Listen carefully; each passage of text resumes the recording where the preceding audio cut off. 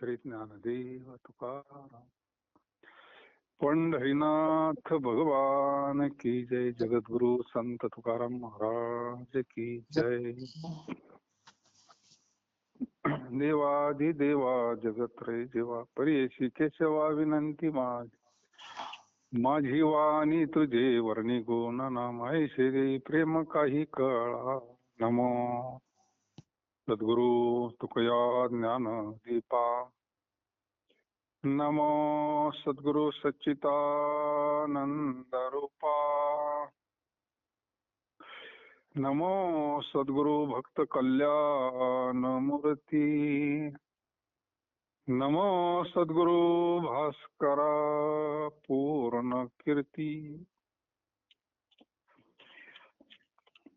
संतापाशी बहु असावी मर्यादा फलकटाचा धंदा उरफुडी. बासरतो भुंके गाढवाची परी उडे पाठीवरी दंडतेने. समयनेने ते वेळेचा अटळ अवगुणाचा ओंगळ मान पावी. तुका म्हणे काय वाया चाळवणी पीठ पीठ गाणी वणीची. संतपर प्रकरणातला अभंग आहे.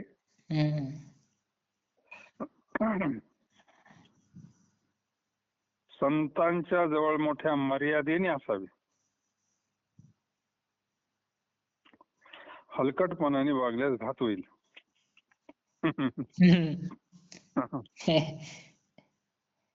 काय त्याच मर्यादा सुटली का मग आपलीच नुकसान होती नाही का.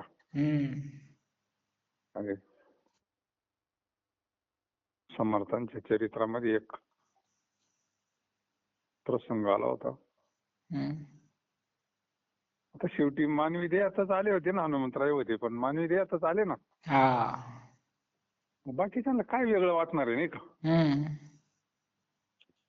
जो त्या स्थितीत गेला नाही त्याला काय कळायचंय महात्मा. एक जण मग महाराज नसले की त्यांच्या याच्यावर बसायचा तो. त्यांचं जे सिंहासन होतं ते बसायचं होतं ना. त्याच्यावर बसायचं तो. बाकीचे म्हणायचे अरे काही मर्यादा असावा. संतापाशी भाऊ असावी मर्यादा. हलकटाचा धंदा उरफोडी म्हणले.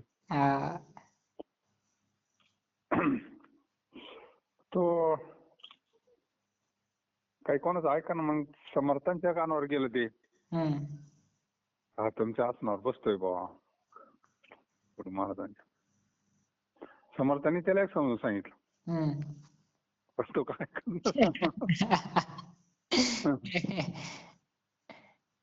मग एक दिवस समर्थ बसलेले होते. तो आला आणि मग समर्थांना असं वाटलं आता याला काहीतरी. आणि मग एकटाच आला समर्थांचं दर्शन घेतलं. समर्थांचं असं भव्य मारुतीरायाचं रूप दाखवलं ना. हा घाबरून गेला पार. त्याला काही बोलता येईना. काही पार एकदम मग काहीच कळाना. कोरड पडली बेशुद्ध पडण्याचे झाला. मग समर्थ त्याला म्हणले अरे समजून सांगितलं त्याला. तुला एक दोन तीनदा सांगितलं तो ऐकलं नाही. गोडीमध्ये आता पावन का म्हणले तुला रूप. मग त्याला कळलं का हे कोण आहे बा. मग तिथून पुढे तो नाच सोडला त्यानं. हे संतापाशी बहु असावे मर्यादा. काय असतं त्यांचं अंतःकरण असं आईच. सर्वसामान्य माणसाला तो मर्यादा सोडून देतो.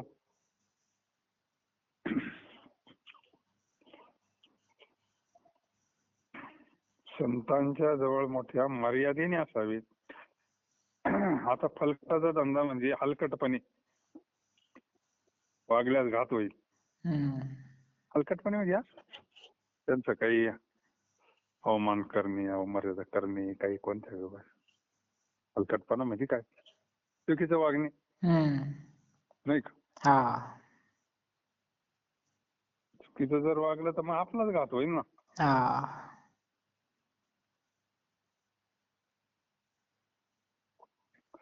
स्वैराचारी जे आहे त्यांचे बोलणे गाढवाच्या भुंकण्याप्रमाणे आहे. त्याचे फळ त्यांना अंती पाठीवर यमदंडाने मिळेल. स्वैराचारी लोक कशी जिद मर्यादाने, जनावरासारखं. स्वैराचारी शब्द म्हणजे जनावराला काही कळतंय का? नाही ना. काय कळतंय? नातं कळतंय का? गोत कळतंय का? बंधन कळतंय का? असे जे स्वैराचारी आहे त्यांचं बोलणं गाढवाच्या भुंकण्याप्रमाणे म्हणे.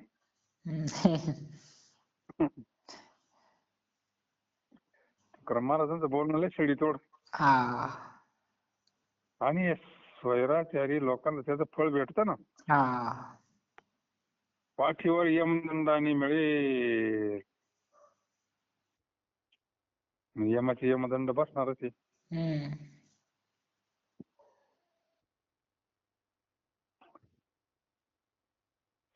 समय नेणे ते वेळेचा अटळ. त्याला कळत नाही वेळ काळ प्रसंग. तो मूर्ख आहे, सावट आहे असा जो ओंगळ आहे त्या अवगुणाची वाईट पदवी मिळते.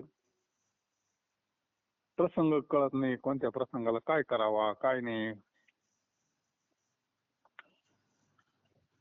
मग त्याला मूर्ख म्हटलं, सावट म्हणलं, ओंगळ म्हणलं आणि अवगुणी म्हणलं. ही पदवी दिली म्हणजे त्याला अवगुणाची.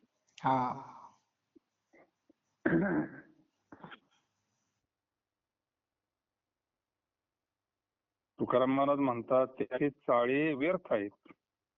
म्हणजे पोराला लागलेल्या अगुणीची पिटपिटीवर त्याचे बोलणे वागणे घाणेरडे आहे. उपमा दिली त्याला.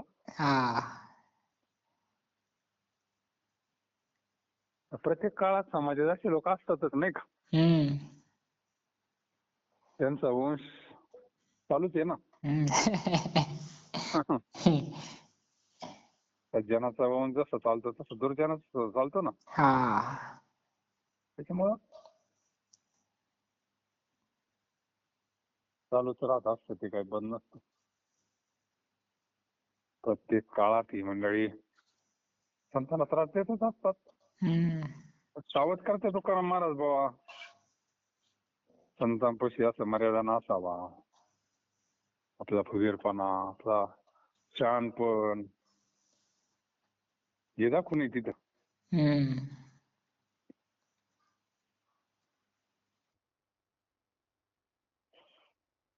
केशी तरी घेई संताची हे भेटी आणि काही गोष्टी नको म्हणा. सर्व भावी त्याचे देव भांडवल आणि कधी बोल न बोलती. करशील तो करी संताचा संगात आणि कधी मात नको म्हणा. बैसशी तरी बैस संताची मधी आणि कधी बुद्धी नको म्हणा. जाशी तरी जाई संताची गावा होईल विसावा तिथे म्हणा. तुका म्हणे संत सुखाचे सागर मना निरंतर धनी घेई. आता हाय बी संत परप्रकरणाचा जावंग आहे. 6 चरणाचा अभंग आहे. एवढा जरी झालं तर भरपूर झाला खाडावाण्यापेक्षा. खाडा झाले पगार कमी होतो ना मग लगेच. पगाराच्या दिवशी पैसे कमी येते ना मग. हो ना. तुका म्हणे संत सुखाचे सागर. गुरु हा सुखाचा सागरू. गुरु हा सुखाचा सागरू. गुरु हा धैर्याचा डोंगरू. गुरु हा धैर्याचा डोंगरू. कदा काळी डळमळे ना. पहा, ज्याला सुख पाहिजे त्यानं सत्संगती करावं नाही का. बाकीच्या गोष्टी नाही महत्वाच्या. संत समागम एखादी परी व्हावे त्याचे द्वारी श्वान याती. तिथे राम नाम होईल श्रवण घडेल भोजन उच्छिष्टा. सौम्यारी बटिक सेवेचा सेवक दिन पंरंक तिथे भले. तुका म्हणे सर्व सुख त्या संगती. हे लागत होतं. तुका म्हणे सर्व सुख त्या संगती. पुढं काय?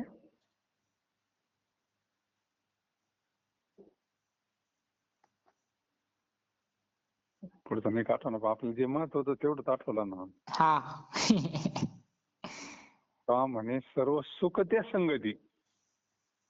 त्याच्याकरता सत्संगती पाहिजे तुकाराम महाराजांचा. अरे सर्व सुख म्हणजे देव.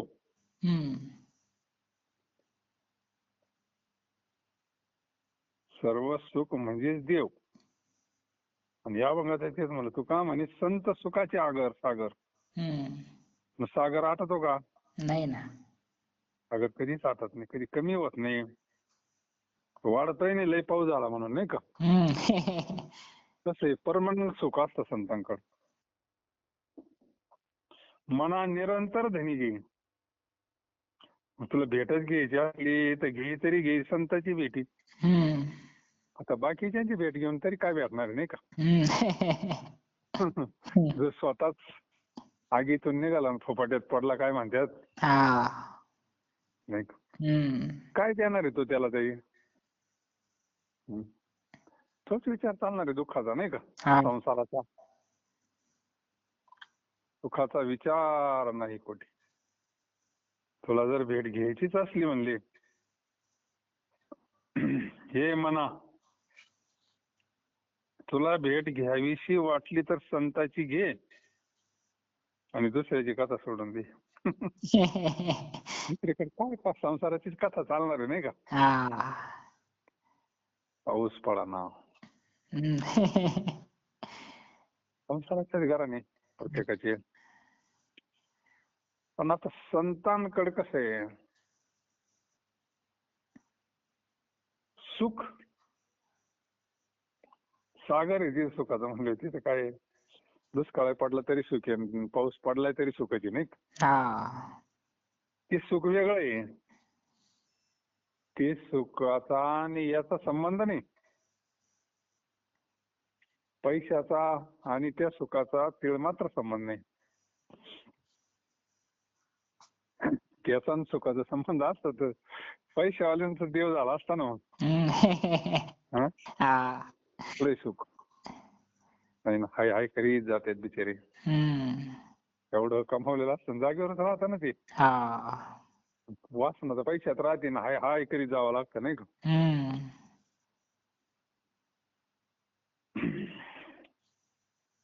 मनाला उपदेश करता जगद्गुरु तुकोबाराय. तुला जर भेट घ्यावाच वाटत असली तर संताची घे. संत पण शांत झालेले असतात ना, कारण त्या संतांच्या सर्व भावास देवच एक भांडवल आहे. विषय नारायण झालेला असतो ना, दुसरं भांडवलच नाही त्यांच्याकडे. दुसरे शब्दच बोलत नाही म्हणले ते. देवाविना काही बोलणेच नाही. त्यामध्ये काय राहणार आहे दुसरं, नाही का? हरी बोला नाही ता बोल. तेच देवरूप झालेले थोडक्यात, नाही का? मग काय बाहेर येणार आहे? इथं वर्णन आहे देव स्वरूप संताचं आहे. देवच एक.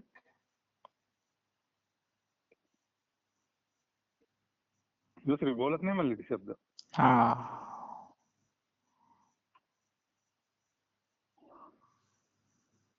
हे म्हणा, जर तुला संगती करावीशी वाटली तर संताची कर, दुसरी वार्ता नको. डबल सांगतात महाराज. तुला जर संगती करावाच वाटली तर संताची कर, दुसरी नको. दुरुक्तीनं सांगतात महाराज डबल.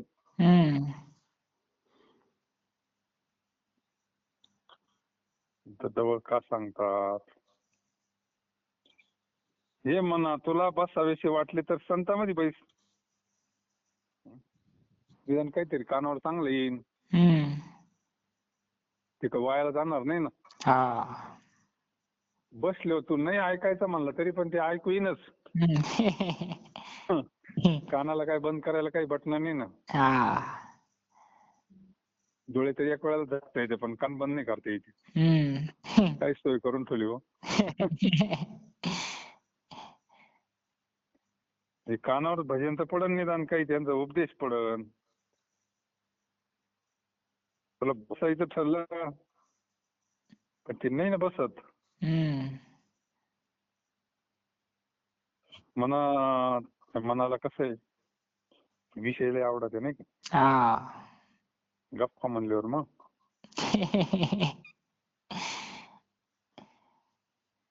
बसावेशी वाटली तर संतांमध्ये बसती ह्या खेरीज दुसरी बुद्धी धरू नको.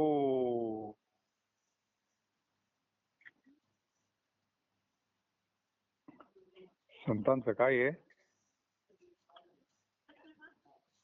मूळ त्याच्या करताच आलेले असतात नाही का. एक संसारामध्ये राहतात कारण आपल्याला काय सांगायचं म्हणल्यावर मग आपल्यासारखंच झालं तरच समज ना. आपण संसारी आहे. आपल्याला काही उपदेश करायचं म्हणल्यावर मग आपल्यामध्ये येऊनच सांगावं लागेल ना. त्याच्याकरता मग आपल्यासारखेच शरीर आपल्यासारखं सगळं राहतो. आपल्यासारखंच पण वेगळंच सांगतो काहीतरी नाही का.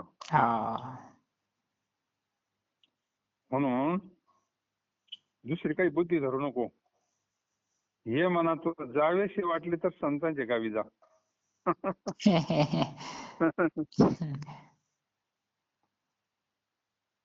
लईच वैतागलं एखादं सगळे मार्ग संपले की जा आळंदीला बेस्ट पैकी. आपाप डोकं शांत होईल नाही का. माऊलीचं समाधीवर डोकं टेकवायचं आणि उचलायचंच नाही. आपाप शांत होईल शांत होईल मार्ग निघन काहीतरी. कारण इकडं देहधारी संतांवर विश्वास बसत नाही जीवाचा. हे काय आपल्यासारखेच खाते पितेत काय हिंडा देत नाही का. माऊलीचे संजीवन समाधी तिथे गेल्यावर ते डोकं शांत होईल ना. म्हणजे पर्याय त्याला. तुला जर जावीशी वाटली तर संतांच्या कारण समाधी जरी घेतली महात्म्याला पण कार्य चालू असतं ना. समाधी घेतल्यानंतरच नाथांना दृष्टांत झाला होता ना. माझ्या कंठाला मुळी लागली म्हणजे. बरेचसे धर्मकारणाला उपदेश केलेला आहे जगद्गुरु तुकोबारायांनी. माऊलीने बी बरेचशा धर्मकारांना उपदेश केलेला आहे. चरित्रात भरपूर विषय आला म्हणजे कार्य बंद नाही. कार्य बंद नाही ना.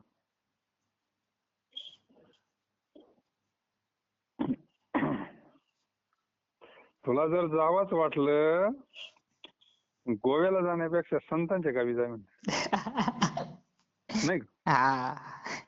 गोव्याला जाऊन काय आयुष्याचं वाटोळच करून घेणार ना. 4 दिवस चुकीच्या मार्गाला गेला म्हणजे तेच वळण लागणार. ते वळण मोडत नाही परत मग.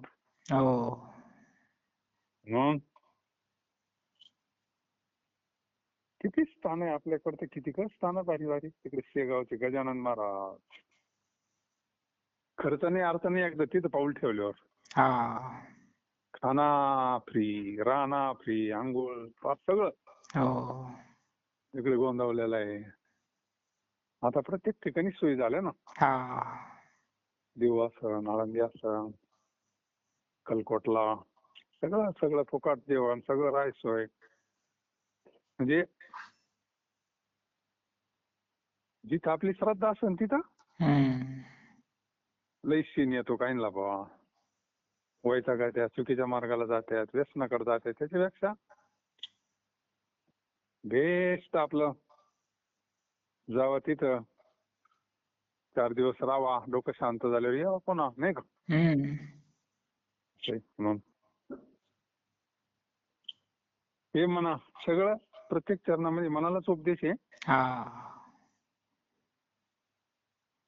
हे म्हणा, तुला जावेसे वाटले तर संतांच्या गावी जा, कारण तेथे तुला विश्रांती मिळेल. विश्रांतीचा ठाव पायी संताची या भाव, पायी संताची या भाव. ऐका, रामा म्हणे देवा चला तया ठाया, विश्रांती घ्यावया कल्पवरी. आता तिथं तर खरी विश्रांती नाही का. हा.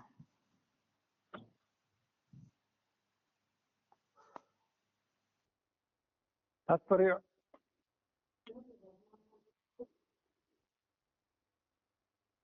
बर.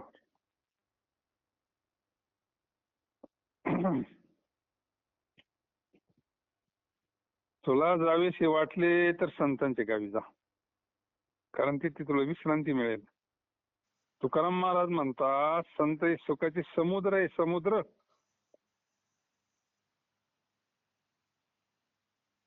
संत हे काय आहे? सुखाचे समुद्र. आता समुद्रात गेल्यावर तो कोरडा राहील का बरं? नाही ना.